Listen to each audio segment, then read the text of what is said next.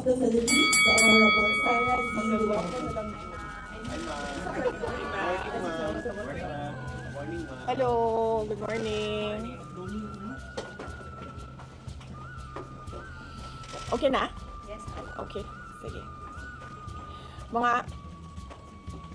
Mga kababayan, Assalamualaikum warahmatullahi wabarakatuh.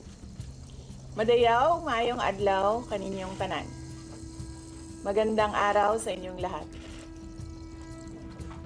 Sa mga nakaraang araw, marami ang humihingi ng reaksyon, komento, o damdamin. Damdamin ko sa issue ng impeachment na naihain laban sa akin. Sa kabila ng aking mga naging pahayag ukol sa planong impeachment sa mga nakaraan na buwan, ang tanging masasabi ko na lamang sa puntong ito ay God save the Philippines. Bukod dito, nais ko na lang ipaabot ang aking taus-pusong pasasalamat sa mga kababayan na patuloy na nagdarasal, sumusuporta, nagtitiwala, at patuloy na nagmamahal sa akin. Manalig kayo dahil sa taong bayan ang tagumpay. Syukran.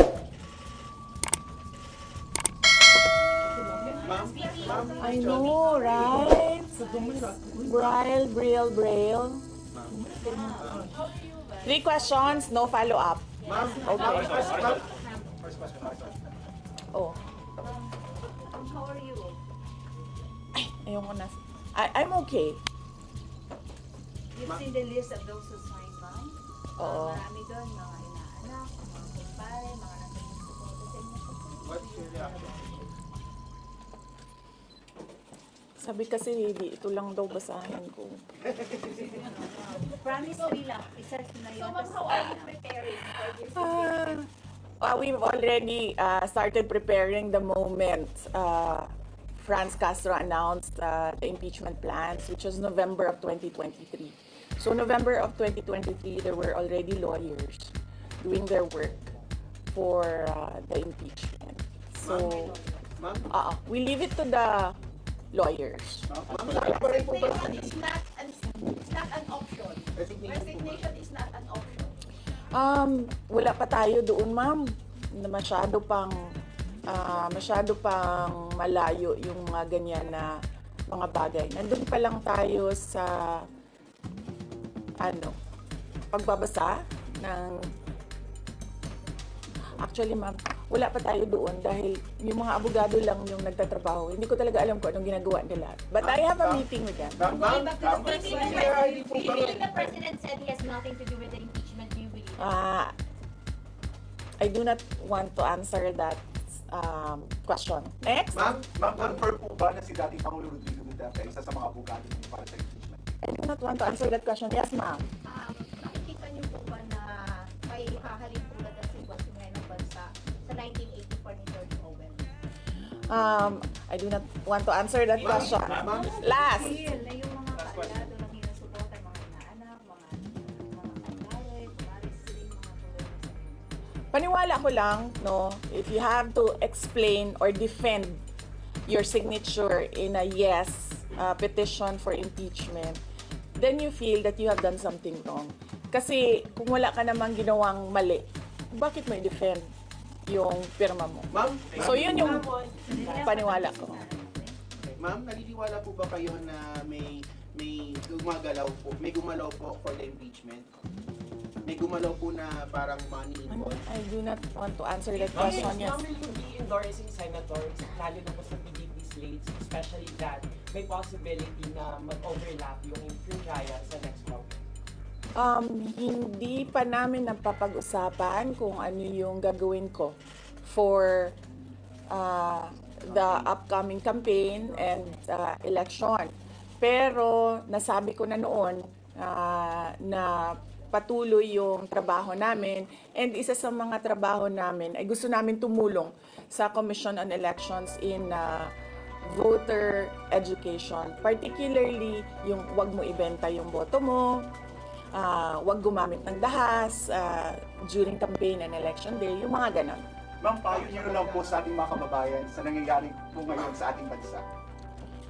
Yes, sabi ko nga kanina sa statement ko sa ating mga kababayan na patuloy na sumusuporta, nagmamahal, nagdarasal, napakahalaga nun, ay manalig lang sila dahil sa taong bayan ang tagumpay. Bibi, anong nag-blooming daw para gusto mo na? Nganong naakadri sa Manila na taga Davao man ka?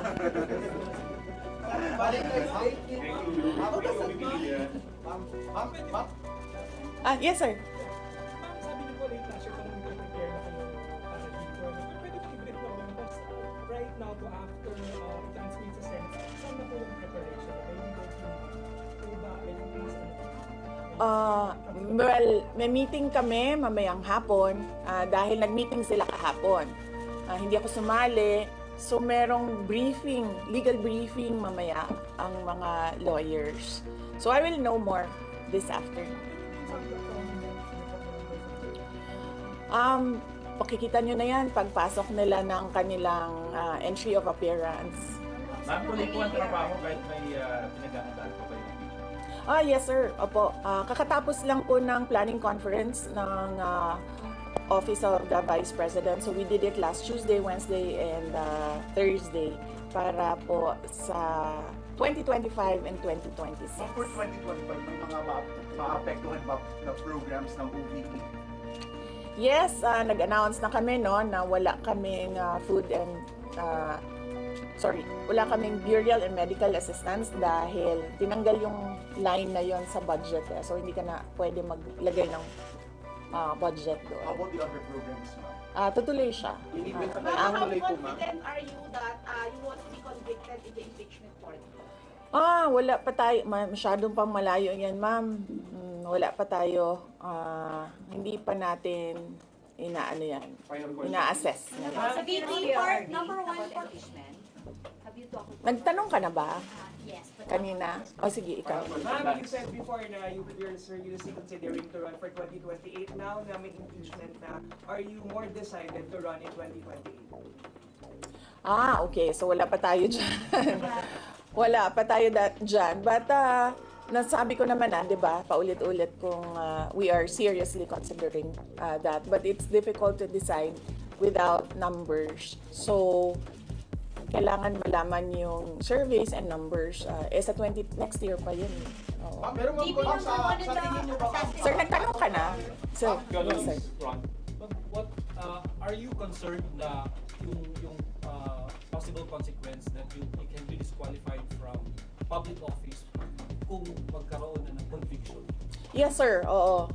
Alam ko po yung penalties ng impeachment and the moment na nag-resign ako sa Department of Education, before nag-resign sa Department of Education,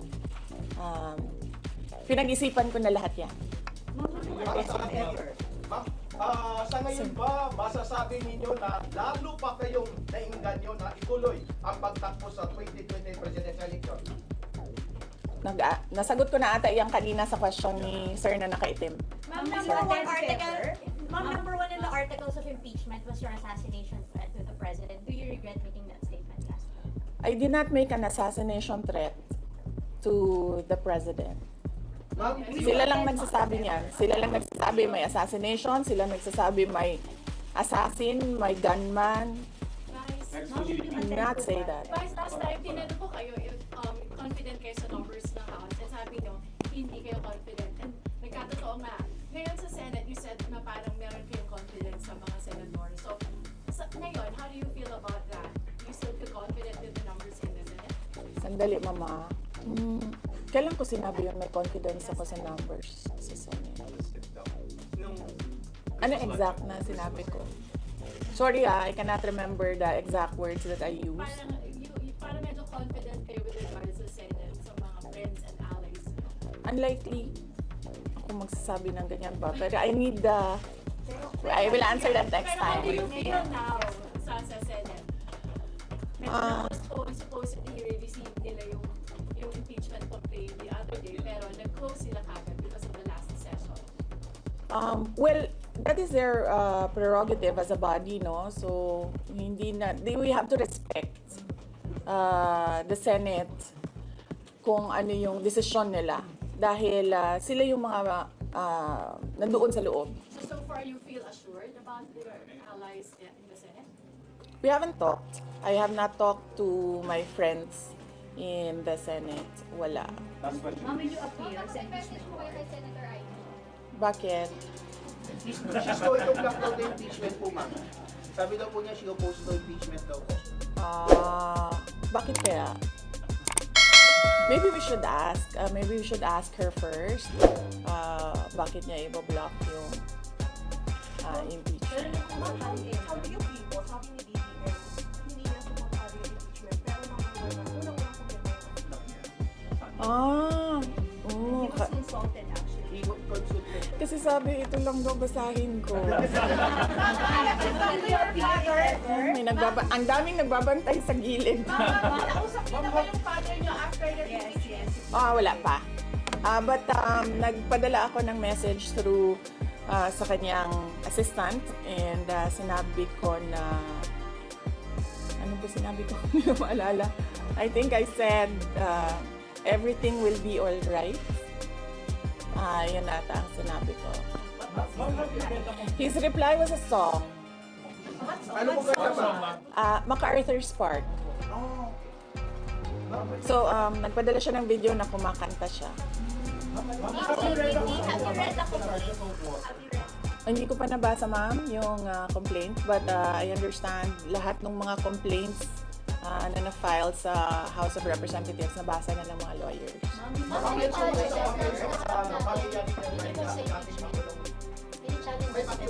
Sandali, Sarah. Sandali, Sarah.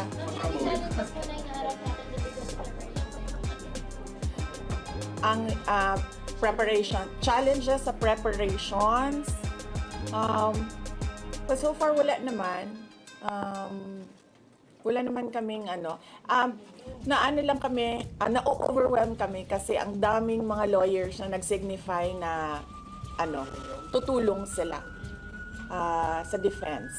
So, ngayon ay pinag-uusapan on how to go about it na makuha lahat ng kanilang commitment of support at makatulong din sila sa pag-iisip kung ano yung gagawin sa defense. Ma'am, Nagtanong ka na, ma'am? Wala pa. Sige, ma'am.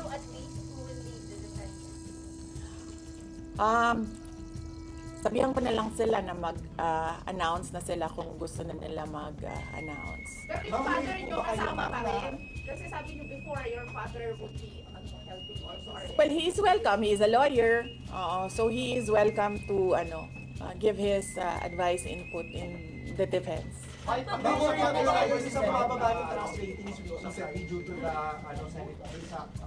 I will not answer that question. Yes, I'm sorry. Yes. Yes. So what happened was, nag-indefinite leave siya, and then she was admitted to the hospital doon sa Davao City na hospital siya, and then discharge siya ng mga doctors with ulitin ko. Si Yusek Zulaika Lopez, nag-indefinite leave siya after nung sa veterans hospital admission niya. Umuwi siya Davao, and then hospitalized siya doon. And then sabi ng doctors niya, we will discharge you but you have to come back ngayon ata, February, for further tests. And then bumalik siya for 1 day dito. Noong January, bumalik siya for 1 day dito sa Office of the Vice President, and she said na mag-leave siya for 2 months. And then I said yes, take the time that you need for your health. And then after a week, bumalik siya. Noong January, after a week, bumalik siya dito, and then she said, hindi ako mag-leave. So sabi ko, okay, welcome back.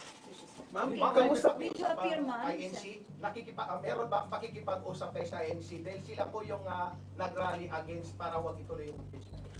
Hindi pa po kami nagkausap ng INC, sir, pero nagpapasalamat po ako sa INC at sa buong sambayanan sa kanilang pananawagan ng kapayapaan.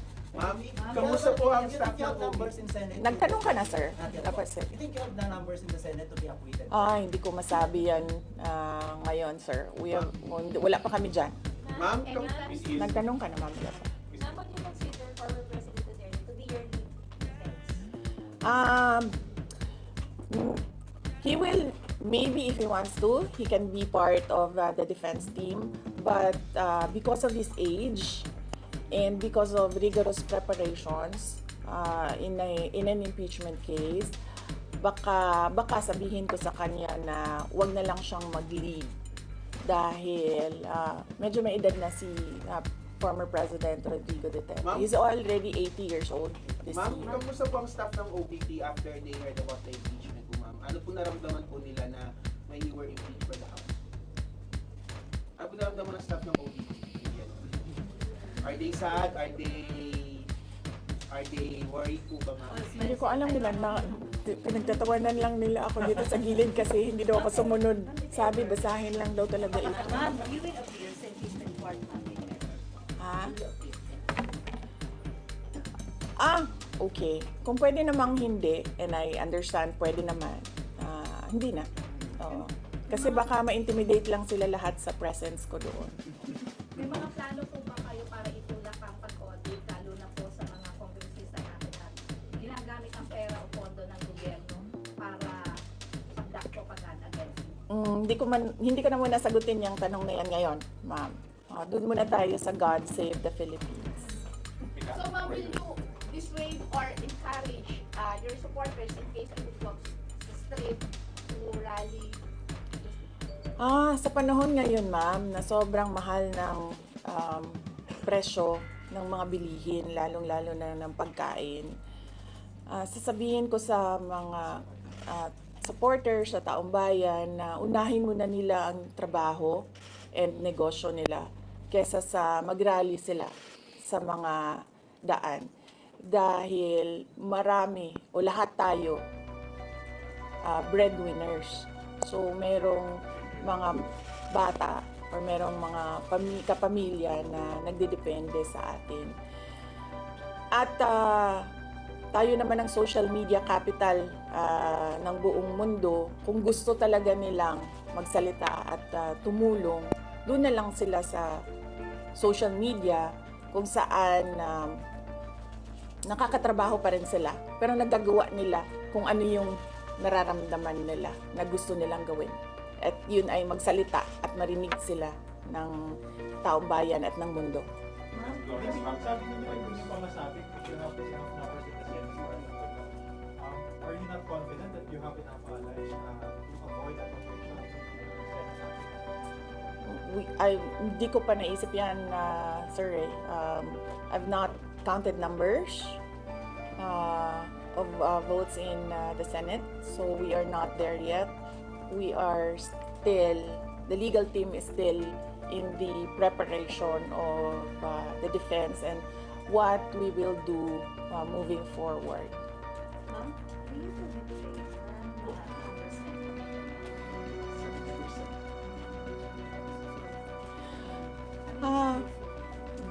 Do I feel betrayed? Do you feel that?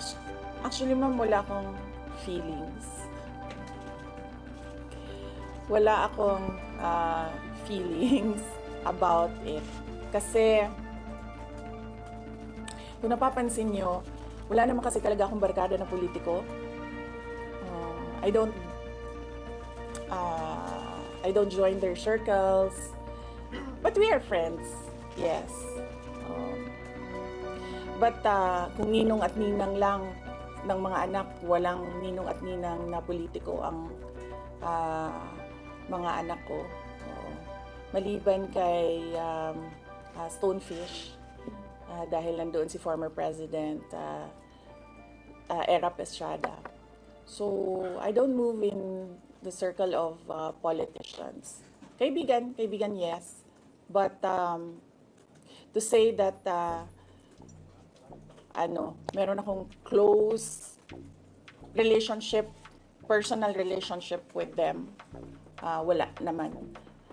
Kaya siguro, ganyan din siguro kadali sa kanila ang magdesisyon about the impeachment. Kasi wala naman talagang something that is worthwhile sa aming pagiging magkaibigan. Last question. Ma'am, last on impeachment, nagkaroon po ba kayo ng prior information na may impeach kayo sa House under last session day? Or may nag-PM ba sa inyo? Naka-receive po ba kayo? Or may nag-tip sa inyo? Yes. Oo. Si JC. Si JC. Hindi siya natulog. Sabi ko sa kanya, matulog ka na, JC, kasi ang mangyayari ay mangyayari kaya sera-sera. Diba?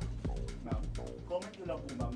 Alam ko matagal na ito, but the QC Prosecutor's Office pinasura yung patong-patong na kaso against you. Yes. What was your initial reaction about that? And second po, any updates sa security details natin, ma'am? Tuloy po ba yung pag-hire po natin ng private security? Hindi ko nasasagutin yan, ha? Dun lang tayo sa God Save the Philippines. Ma'am, Okay. last na lang po ng on my end. Ma'am, you said God save the Philippines. Gaano na po kalala ang problema ng Pilipinas ever since na nagkaroon ng issue sa impeachment na ito? Parang ano po yung nakikita yung problem sa Philippines ngayon at bakit nila inuna itong impeachment na ito? Gaano kalala ang Pilipinas na pag-iwanan na tayo ng panahon at ng ating mga kapitbahay dito sa region at napag-iwanan na tayo ng mundo. Malala siya since nagkaroon ako ng understanding. Kasi 1990s, tapos 1990s, magulo. Well, sa amin, magulo, sa Mindanao. And then, ngayon, nagbabadya ang gulo sa Mindanao. So, parang wala namang nagbago. So, malala. Sobrang malala. Dahil kung nakakausap mo yung mga tao na arawan yung kanilang sweldo, yung pera nila hindi na talaga sapat para sa pagkain, para sa kuryente, para sa bahay, para sa tubig, para sa pag-aaral ng kanilang mga anak. At kung basehan natin yung pag-alis ng mga Pilipino sa sarili nilang bansa ay sobrang malala dahil sobrang dami ng ating mga kababayan ang pumupunta, nakikipagsapalaran sa ibang bansa dahil wala silang makita na pag-asa, wala silang makita na oportunidad dito sa ating bayan. Kaya parang nakakaawa na tayo dito sa loob at nakakahiya yung estado natin kapag iniligay mo siya in a global stage na kung saan pinapanood tayo ng ibang mga lahi at ibang mga bansa. Because of that, ma'am, And because of that, tapos na tayo. you will run for presidency because of it. Diba? Maraming salamat sa oras ninyo. Magandang umaga. Happy Valentine's! Happy Valentine's! Valentine's message na lang. Yes, happy Val. Basing on the